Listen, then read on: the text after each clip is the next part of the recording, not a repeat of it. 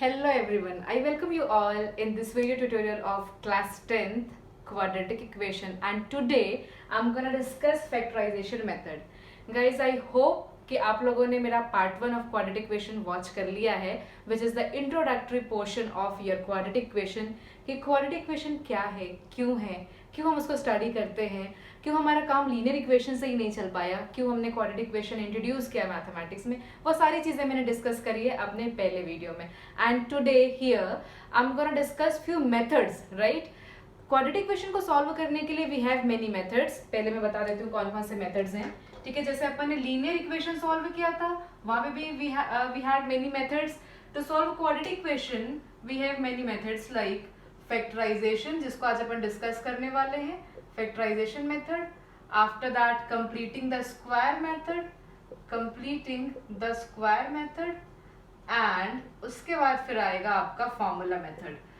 तो one by one will discuss these methods. तो आज के वीडियो में we are going to discuss factorization method. तो आप लोग ये वाला वीडियो और इसके आने वाले वीडियोस को जरूर वॉच करें, और मेरे डिस्क्रिप्शन में मेरे पहले वीडियो का लिंक है, तो इंट्रोडक्शन ऑफ क्वाड्रेटिक इक्वेशन को जरूर देखिए, ठीक है। तो इसको अपन रब कर लेते हैं and let's discuss what is the factorization method. थोड़ा कुछ इसका आपने ना क्लास 9 में भी पढ़ा है शायद, ठीक है। तो फटाफट आपको स्टेप्स बताती हूँ कि कैसे अपन को फैक्टराइजेशन मेथड करना है। मैंने एक क्वेश्चन लिया है एंड मैं इस क्वेश्चन के थ्रू आपको इस मेथड को इंट्रोड्यूस करने वाली हूँ। तो पहले अपन क्या कर रहे हैं, we are writing the question. See, the question is x square minus of 3x minus of 10 is equals to 0. एक बहुत सिंपल सा प्रॉब्लम मैंने लिया है, right, and you can see that it is a quadratic equation, ठीक है। Step one में what you need to do, जो हमारा एक्स स्क्वायर का कोफिशिएंट है, coefficient of x square into constant करना है हमको, ठीक है। कांस्टेंट मतलब ये लास्ट वाला टर्म। तो कोफिशिएंट ऑफ एक्स स्क्वायर कितना है, देखिए यहाँ पे तो 1 है, कांस्टेंट कितना है, इट इज -10, तो ये कितना आ जाएगा -10, ठीक है। अब मुझे क्या करना है, ये फाइंड आउट करने के बाद में, ठीक है, स्टेप 2 मुझे करना है मिडिल टर्म को स्प्लिट, ठीक है। तो मिडिल टर्म तो मेरा कितना लिखा हुआ है, -3, राइट। अभी मैं सिर्फ उन नंबर्स पे कंसंट्रेट कर रही हूँ जो यहाँ पे लिखे हुए हैं, ठीक है। यहाँ पे कितना लिखा हुआ है, देखिए -3 in your middle term, what has written -3। Now अब मुझे कुछ ऐसे खिचड़ी बिठानी है, ठीक है, कि अगर मैं इसको, इस -3 को कोई दो नंबर्स में क्या कर दूं, स्प्लिट कर दूं। I want to split this -3 into two numbers like number A and number B. So if I'll add it or subtract it, so that I'll get -3, okay, and if I'll do multiplication of it, so that I want to get -10, ठीक है। तो क्या करना है, फिर से देखिए, पहले अपन ने क्या किया, स्टेप 1 में I have multiplied the coefficient of x square and this -10, right, I mean the constant, so I'm getting -10. Now I want to split the middle term as, मैं ऐसे दो नंबर में इसको स्प्लिट करना चाहती हूँ कि अगर मैं इसको प्लस या माइनस करूँ, इफ आई परफॉर्म एडिशन और subtraction of that two numbers, तो मुझे क्या मिलना चाहिए, -3 मिलना चाहिए। And if I do the multiplication of that two numbers, तो मुझे क्या मिलना चाहिए, ये जो मुझे ऊपर आंसर मिला है वो मिलना चाहिए। तो अब मैं सोचती हूँ कि क्या करूँ ऐसा। तो गाइस मेरे को ऐसा लगा कि -5 + 2, ठीक है। If I write it as -5 + 2, right, then this will be -3, and if I'll multiply these two number I'll get -10, right. if I'll do multiplication of these two number I'll get -10। इसका मतलब ये हो गया कि हाँ भाई मेरे को समझ में आ गया है, क्योंकि ये छोटा सा प्रॉब्लम था कि -3 को आई कैन राइट -5 + 2, तो उसको अपन अगर ऐड करेंगे तो आई गेट -3, और उसको अगर मैं मल्टीप्लिकेशन कर दूंगी तो आई गेट -10। तो हम क्या करने वाले, हम इसको वैसे ही स्प्लिट करने वाले हैं। तो आप देखिए यहाँ पे I am doing the solution in this portion, यहाँ पे बोर्ड खाली है।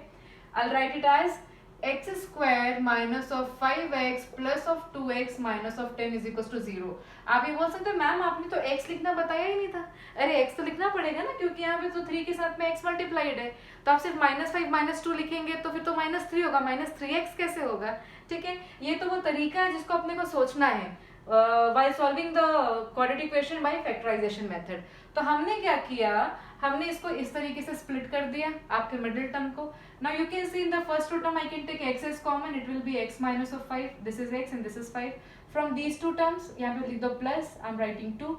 These two term I'm taking 2 as a common, so it will be x minus of 5 is equals to 0. Now in these two terms you can see that x minus 5 is common, so I'm taking x minus 5 common. So guys यहाँ पे देखिए x बच गया और यहाँ पे कितना बच गया, 2 बच गया, ठीक है. तो अब अगर मैं देखूं तो I have two numbers जिनका मल्टीप्लीकेशन 0 है. I have two numbers जिनका मल्टीप्लीकेशन क्या है, 0 है. तो या तो ये 0 है या फिर ये 0 है, ठीक है. So by doing this I can see that x is equals to 5 and x is equals to minus 2. कभी भी अगर अपन, ये मेरा आंसर है, कभी भी अगर अपन किसी इक्वेशन को सॉल्व करते हैं, जैसे अपन ने पेयर ऑफ लीनियर इक्वेशन में किया था, तो जो भी वेरिएबल होता है हमको सिर्फ उसकी वैल्यू फाइंड आउट करनी होती है. पेयर ऑफ लीनियर इक्वेशन में हमने x और y की वैल्यू फाइंड आउट की थी, और यहाँ पे सिंस मेरे x में मैक्सिमम पावर 2 है, the degree is 2, that's why I will get two different values और two same values of x, ठीक है.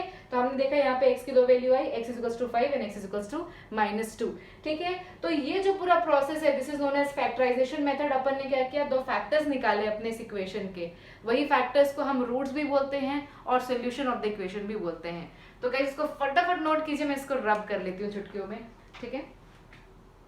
हमने इसको रब कर लिया. This was my question number 1 and it was very easy. You can see it was very easy. Let's have question number 2. कुछ root वाली वैल्यू मैंने लिख लिया है, ठीक है. तो हो सकता है आप लोग को सोचने में थोड़ा डिफिकल्ट हो, ठीक है. I am doing solution number 2. So it is √2x² plus of 7x plus of 5 √2 is equals to 0. I am doing the same process. Step 1 में हम multiplying √2 into 5 √2, the coefficient of x² and the constant term, so it will be 10, right. 5 into 2 हो गया ना, ये कितना आ गया, 10 आ गया. अब मुझे 7 के लिए सोचना है यार, इसको ऐसे कैसे स्प्लिट कर दूं मैं कि ऐड या सब्ट्रैक्ट करने से 7 आ जाए और मल्टीप्लाई करने से 10 आ जाए. So guys you can see I can write it as 2 plus 5, right. 7 can be rewritten as, or 7 can be splitted as 2 and 5, so that I'll get addition of that two numbers as 7 and the multiplication of these two numbers are 10. 2 into 5. I think I'm right. ठीक है. अब इन दोनों को मैंने अपने brain में store कर लिया है, ठीक है, और इसको अपन वापस से लिखने वाले हैं. So it will be, I am writing it as √2x² and 7x को I can write 2x plus of 5x and plus of 5 √2. Now guys you can see it is √2x². I can write this 2 as √2 into √2x and this is 5x plus of 5 √2 is equals to 0. I want to make it more simple for you, that's why I have written it √2 into √2. So I can take common √2x from these two terms and 5 from these two terms, right, as I have done in the previous question. So it will be √2x and it is x plus √2, and here it is 5 as common and it is x plus √2 again. So guys you can see that x plus √2 is common in both of the terms, right. So guys I can take x plus √2 from common from these two terms. So I'm taking it as x plus √2 and here I have √2x plus of 5 is equals to 0. The multiplication of two numbers are 0, that's why x plus √2 is equals to 0 and √2x plus 5 is equals to 0. So what will be the value of x? It will be x is equals to minus of √2 because I'm transferring this √2 to the right hand side, and this will be √2x is equals to minus of 5 and x is equals to minus of 5 by √2. So bingo, I got the answers. I got the values of x and it is as minus of √2 and is equals to minus of 5 by √2. तो जब भी आप quadratic equation को solve करेंगे you will get two different values और two same values of x, ठीक है. But आपको दो वैल्यूज मिलेंगे ही बिकॉज x की मैक्सिमम डिग्री कितनी है, 2 है, ठीक है. अब क्या कर रहे हैं अपन, इसको रब कर रहे हैं. तो गाइस इस तरीके से आप अपने 4.2 को इजीली लगा सकते हैं. Students those who are following NCERT उनके लिए 4.2 में है, ठीक है. आप वहां से जाइए, क्वेश्चंस उठाइए और लगाइए. बस आपको ये दो चीजें करनी आनी चाहिए, ठीक है. मैंने एक छोटा सा वर्ड प्रॉब्लम भी लिया है so that you can easily connect your daily life problems with this factorization method, ठीक है. तो करके देखते हैं गाइस क्या हो रहा है ये. So I am doing the solution number 3. Solution number 3, एक बार क्वेश्चन को रीड आउट कर लेते हैं. Find the two numbers whose sum is 27 and product is 182, ठीक है. So let the numbers are x and y. Let the numbers are x and y. तो सम, whose sum is, सम की spelling तो बहुत ही गलत लिखा है मैंने, इट इज SUM. ठीक है, सो it will be x plus y is equals to 27 and x into y is equals to 182. How it happened? It happened according to question. It happened according to question. अब आप बोलोगे ma'am quadratic equation में y कहाँ होता है, तो wait करो, substitute कर देते हैं. ठीक है guys, you can see from here that value of y is 27 minus of x. ठीक है, तो ये आ गया मेरा equation number 1 and I am putting this value in this equation, in equation number 2. So it will be x into value of y is 27 minus of x is equals to 182. ये कहां से आ गया था, देखो लिखा था भाई, सम इज 27, इन दो नंबर का सम 27 है, प्रोडक्ट कितना है 182 है, तो x इंटू वाई 182. तो यहां से मैंने क्या किया, y की वैल्यू निकाला which is 27 minus of x and I have substituted this value in equation number 2. Why so? क्योंकि हमारे क्वाड्रेटिक इक्वेशन में y जैसा वेरिएबल हम यूज नहीं करते, एक सिंगल वेरिएबल पे हमारा पूरा इक्वेशन लिखा होता है. ठीक है, तो आप यहाँ पे देखेंगे, simplifying it will be 27 of x and x into x will be x square and it is 182.